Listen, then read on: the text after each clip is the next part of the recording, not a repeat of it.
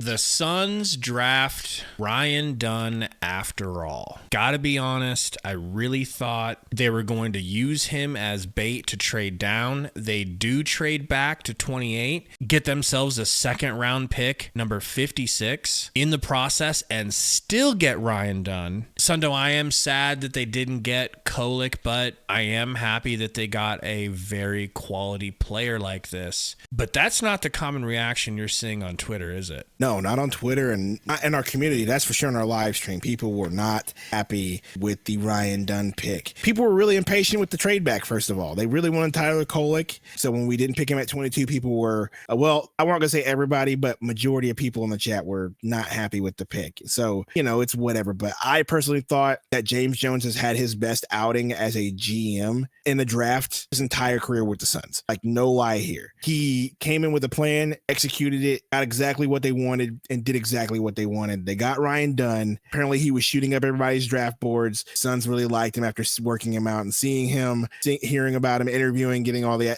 all the intangibles that they wanted to see. They got it. Not to mention that they got a second round pick from the Nuggets and 2 future second round picks as well. We got a future 2026 and a future 2028 second round pick from the Denver Nuggets. And so, as far as that goes, James Jones can move those picks if he wants to, as well as capital on the team, such as a Nasir Little or a David Roddy, and we're in business. So I absolutely think that James Jones cooked this draft, and I know a lot of people are going to disagree, but this was actually one of the best draft. I'm not going to say better. It is his best draft that he's had his whole entire career with the Suns. On this channel, we've been live streaming a little bit more often lately. We had Bleacher Report and a couple of our own live streams. We're going to be live on Thursday for the second night of the draft. But each day, our polls have been different. We've been asking the community, who do you want? Do you want to trade up? Do you want to trade down?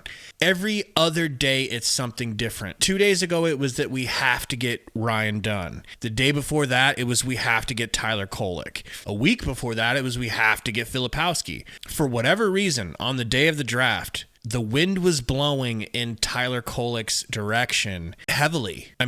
Twice as many people in our polls wanted him than either Ryan Dunn or any other player. I was in that Tyler Kolek group. So I will be monitoring this in that lens going forward of, well, I wanted a point guard, and you, Ishbia and James Jones, thought that we didn't really need a point guard that bad. So if the turnovers continue into next season, you're going to hear a lot of that from me. Nah, bro, I don't think it is they didn't think they needed one. I think they're going to get one. I think they think that their prospects in free agency are going to be very well. There's no other reason why they would have made this move if they didn't think that. And I also think that they want to trust a veteran point guard more so than a rookie who could be prone to make mistakes, especially when you have championship aspirations. I feel like they think the veteran option at point guard is the better option. And I'm going to be honest with you. If you think that you have championship aspirations, then yeah, I agree. If you want someone handling the ball, you want a vet to handle the ball and make the right decisions. Yes, we do like Tyler Kolek.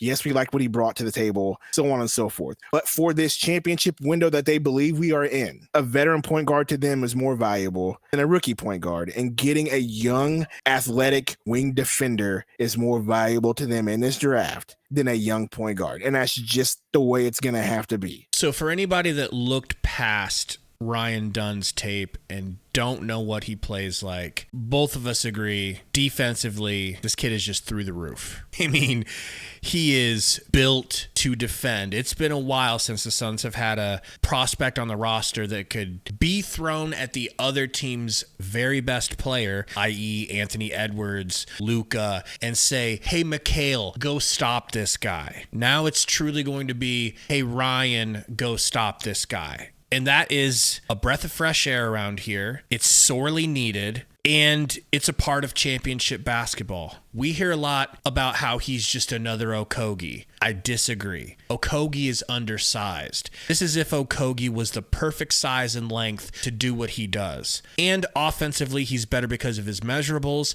and his jumper is, while statistically not impressive, very clean, very promising if he's willing to put in the work. We talked about Mikhail having that ugly hitch early in his career, which he got rid of. it is possible. So I kind of feel like we're starting over with a bigger, stronger Mikhail. We got Mikhail at home and Ryan Dunn.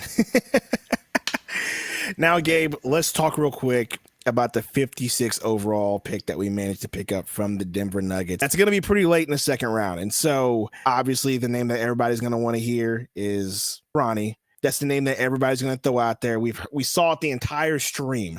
Bronny this, Bronny that. We need to take Bronny. We saw it. So we're going to continue to hear it. I think Bronny at 56, if he's still there, I think that's an acceptable spot for him if you're going to do it. I also think there's another player out there that the Suns really like, in AJ Mitchell, point guard from University of California, Santa Barbara, getting a lot of Jalen Brunson comparisons. We brought him in for a workout. He was in that range in mock drafts. And so I think that's the route they're going to go. If they're going to get up some sort of young point guard, it'll be a player like that or Bronny James. And so everybody just needs to sit tight, relax. The Suns have a plan. Trust James Jones, which I know it's been hard to. Trust Coach Bud. Trust Matt Ishbia. Trust the new staff that they put in place specifically for this. There were a lot of moves made, coaching staff, front office. So just go ahead and trust the process. I hate to sound like a Sixers fan, but trust their process. They're going to get it done. For me, with Bronny at 56, I need to reserve judgment until probably later tonight after I've looked at other players that should be